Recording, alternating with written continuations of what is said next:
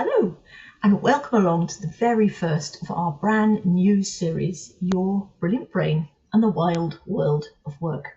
My name's Cami Rose, and I'm the principal practitioner, founder of the Happy Human Training Company. And today I'd like to extend you an invitation.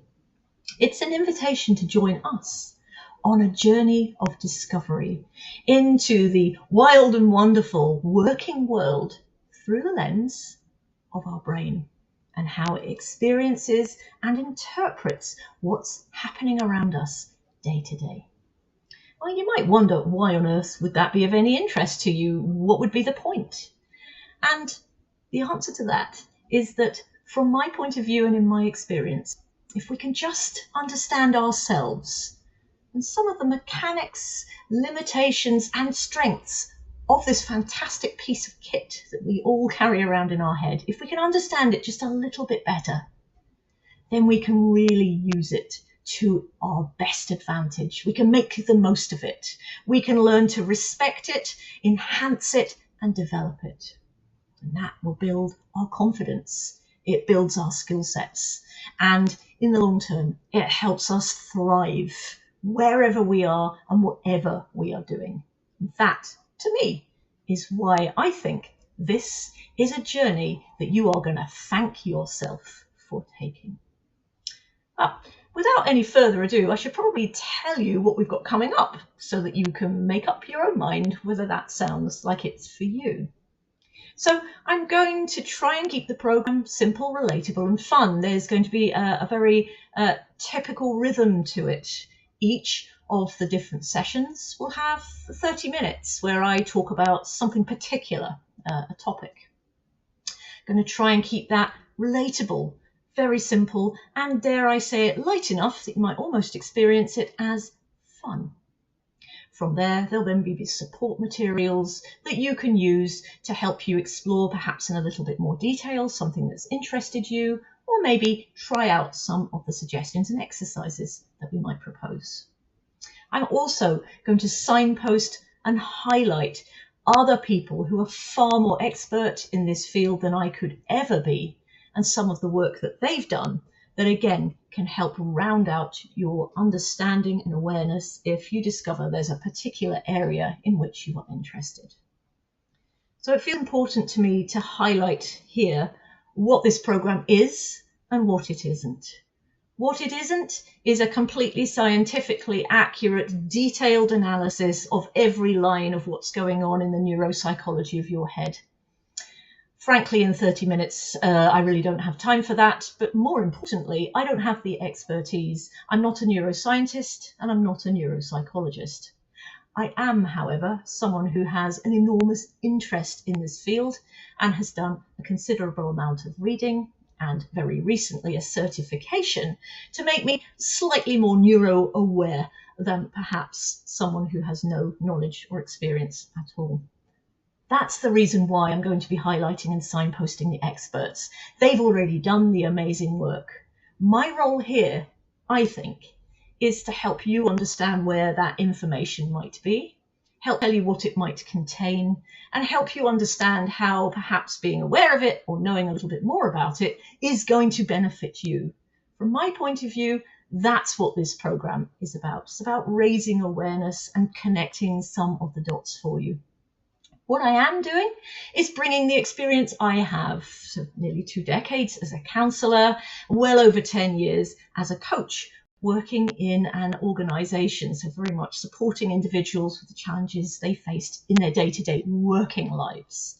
And from there, gaining a really good understanding of what some of those challenges are and how information like this can make a huge difference in a relatively short space of time if people have access to the right information and, crucially, the right support and ongoing development. Then this can be really quite revolutionary. So simple, relatable and fun is what we're hoping for, and when I need to, I will be leaning on expertise of folks in the field who are far more experienced than me. So let's look at what the program's actually going to sort of shake out looking like. We're going to have the first 3 sessions very much looking to set the scene. give you a baseline level of awareness and understanding that we are then going to use throughout the rest of the program. So sessions 1 to 3, I'll be introducing some key areas of the brain that are going to be highly relevant to us as we go through the program. In the middle, sessions 4 to 9, we're then going to begin to start to use that information to explore certain things we will experience in our working day, whether that's working with other people, working within frameworks, ideas like change, complexity, difficulty, errors, all of that good stuff we're going to be exploring from the perspective of these 3 different brain departments and the roles that they play. And then rounding off the program, we'll be looking at how do we take that forward in a meaningful way? What does that mean, perhaps, we need to be focusing on to help continue on that journey for the rest of our lives? We can keep coming back to it, we can keep it fresh, we can keep developing as humans so that we can thrive in more and more complex or more and more senior environments. So here is number 1 expert that I am going to be referring to often throughout the program, Professor Steve Peters, and his absolutely awesome chimp mind management model. This came out in 2012. The chimp paradox was the first, I think, point of call that most people were made aware of this model. And speaking personally, I cannot really overstate how mind blown I was when I first read the chimp paradox. Steve Peters' ability to make what is exceptionally complex, incredibly easy, relatable and understandable, I think is phenomenal. It is why he is my go-to expert for just helping folks basically understand what are we talking about here. He later followed that book up with the more complex and scientifically accurate Path Through the Jungle. I believe he also has a fabulous book allowing parents to sort of explore this area with their kids as well. Professor Peters is very active in numerous different spaces, so you'll absolutely be able to grab him on podcasts. He's got audiobooks, and of course you can also easily access the analog version of a book if you'd like to pick one of those up and have a dive in. The brilliant thing about the chimp paradox is you only really need to read the first 3 chapters or so to get the gist, and that's, you can go into the rest of it as and when you have time. But once you've got a basic understanding of what he's talking about, you can work with that, and it'll be really, really useful to you on this program as well. Some of you won't have heard of him, but you might have heard of Jonathan Haidt. Actually, Jonathan Haidt's model predates Professor Steve Peters. There's a lot of overlay between them. They are, in fact, talking about the same sort of dynamics. But Jonathan Haidt's model is the elephant, the rider, and the path model. And you'll typically more often hear this in organizations and workspaces, especially at leadership level, especially in relation to supporting humans through change. And that was kind of really brought to public attention by a fabulous book on change called Switch, which is by 2 brothers, Chip and Dan Heath. And that really brought this particular model and some of what it can help us with right to the forefront of modern leadership and change management. So maybe you're familiar with this concept. Maybe you're familiar with none of them. That's okay. It really doesn't matter. I'm hoping that the program will make enough sense in and of itself that you don't need to have any prior knowledge whatsoever. Because here's a little formula that I'm hoping to use every week. First off, we'll be asking, what does the science say or suggest about a particular topic, a particular brain area? Then crucially, what does that mean? What does that actually mean in plain English? And how is that relevant to me? And every week I'll be looking to try and use this formula to help you walk away after 30 minutes with at least some new information that might be relevant to you, that you feel like you might perhaps want to explore further. And there's maybe where you would want to go away and do some extra listening or some extra reading, or use the additional resources. So let's get going. Let's look at what we're going to be talking about for the first 3 weeks. And because this is a program about your brain at work, I thought it might be kind of fun, especially for those of you who've got no other models to rely on, to think about the brain almost as if it is an organization or a workplace. And that just like every organisation or workplace, it's not one sort of great big amorphous blob, it's actually got different departments. And those different departments have different specialities, they've got different areas of focus, they've got different objectives, and they've got different jobs. So each of those areas fits together to form Brain U, that runs Organisation U, that allows you to be you, do what you do. But we're just going to tease apart 3 key areas, 3 that are particularly relevant to us. Now, these are not the only 3 departments in the brain, far from it. There are many, many, many others. And I'm going to talk about them and sort of almost separate them out as if you can separate them out. In reality, it's far more complex than that. But for the purpose of easy understanding and simplicity, we're going to explore them one at a time as if they are a separate entity that could be removed and explored. It's the relational dynamics between the 3 of these that is actually of particular interest. But before we get into that, we do need to understand what they are and what their jobs are. So this week, we're going to be exploring the first, the Department for Advancement and Fulfilment. That's what I've decided to call it, but that is just my name. You might want to call yours something else. That particular department, the department you probably most recognize as representing the you see yourself as. You, if I was to ask you to describe yourself, you'd be speaking from that particular department. This is who I am. This is what I stand for. This is what I believe. This is what I'm trying to do in my life. But we're going to talk about that. And I'm also going to introduce you today to the concept of Chief Executive You, the part of you that actually makes the executive decisions, that decides where you're going, what you want to do, who you want to be, how you want to live your life. And how, if we take a little bit more interest in just checking in with our chief exec from time to time and making sure they're okay, that can be hugely life-changing and helpful for us. So let's get going. Here we are. Welcome along to the Department of Advancement and Fulfilment. And there you go, down the right-hand side, there's the role descriptor. That's what the department does.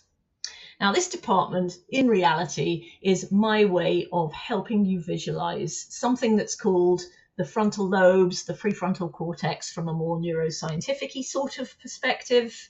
Or if you are familiar with either of the models that I was talking about earlier, that's the human for Steve Peters and the rider for Jonathan Haidt.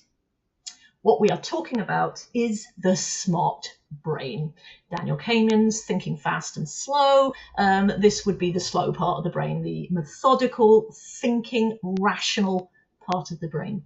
Responsible for some pretty awesome stuff, as I'm fairly sure you'll agree as you're looking at that sort of description of what that department's responsible for.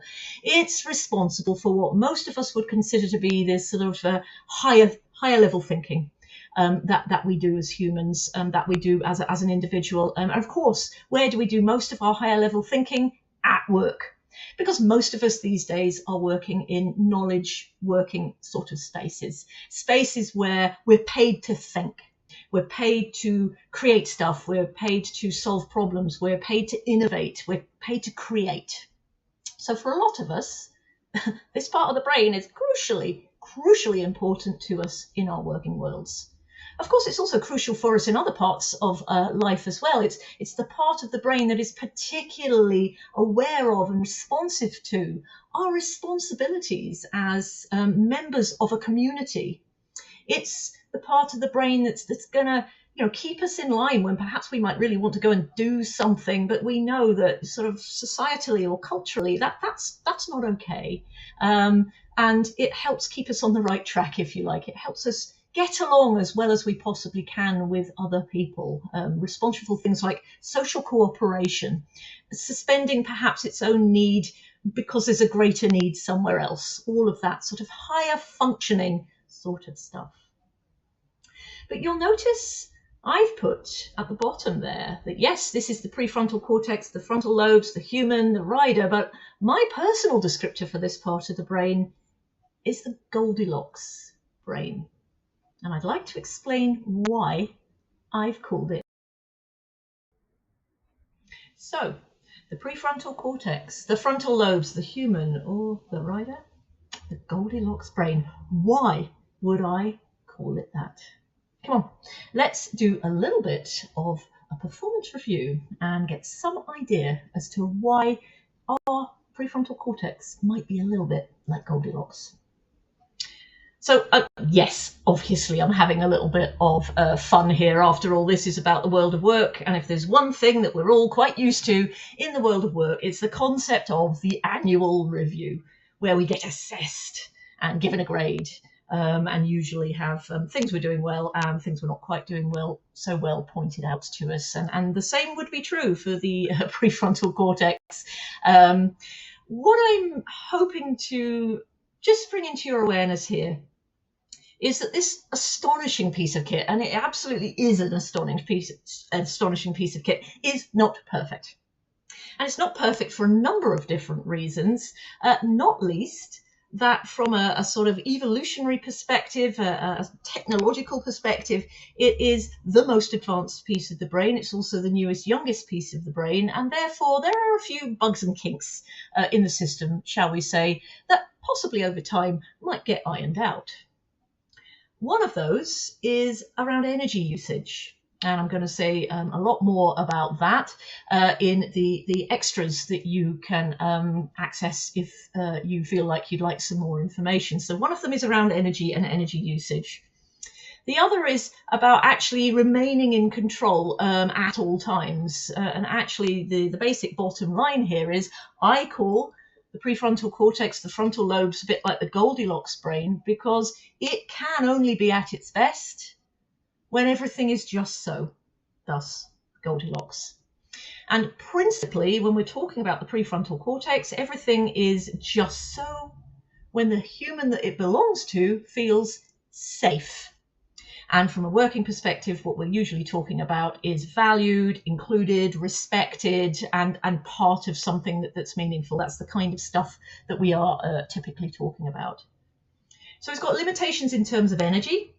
It's got limitations in terms of when it can be fully switched on, due to the fact that it's only really able to be at its best when it's feeling safe. And as I would assume we all are aware, we don't always feel like that.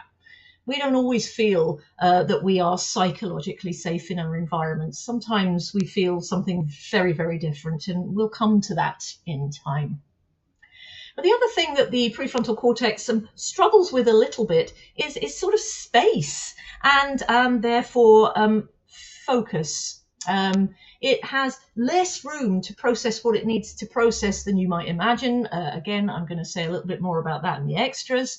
But also, there are other parts of the brain that kind of interrupt it and distract it. And then once it's distracted, it can find it quite hard to get back to what it was doing before. It's also, from a processing speed perspective, perhaps slightly slower than we might like it to be. And so we kind of chuck too much stuff at it and expect it to be able to multitask and do all sorts of things like that, where actually that's not the optimal way of using it. So the basic bottom line is, for a large proportion of us and a large proportion of workplaces, the way things are set up is not optimal for Goldilocks prefrontal cortexes, Goldilocks frontal lobes. They're going to have challenges with some of the setup, some of what's expected of them, some of the flow through the day. And being aware of that for ourselves does offer us the opportunity of beginning to improve that or make that different. But we do need to know what we're up against. And so if you're interested in this space at all, I would really encourage you have a look at the extras, because that's going to give you a little bit more info in this space. But on to, well, what does it mean? Well, what it means is that actually the person that we think of as ourselves, and of course is ourselves, is possibly more nuanced and more complex than we might realize or we might typically like to think. Now, there's a downside to that, which is, oh, goodness me, maybe I would benefit from finding out a bit more about this so I'm better informed. That's a nuisance, especially if I perhaps don't have time. But there's an upside of it too, and that is that a lot of the stuff that we struggle with or find a little bit tricky in life, well, there's a really good reason why we are perhaps finding that a bit of a struggle, why perhaps we are finding it a little bit difficult. That's not to say there's a magic wand that's suddenly going to improve it all, but what it is to say is that there is wiggle room, there's light, there's the possibility that with a little bit of knowledge, and more than knowledge, awareness and understanding and compassion, we can change some stuff. We can't change anything out with of ourselves unless other people agree to cooperate. But we can change a lot about the way we are processing information, experiencing information, interacting with information in such a way as we can develop a new relationship with a lot of the things that we currently experience as a bit of a struggle. And for me, that is exciting. But if we're going to do that, we need to really learn how to best look after that human part of the brain. And more than that, we need to work out how we are going to train up the CEO of overall us, the real boss, the person that we really would be thinking about if someone was to come and say, well, who are you?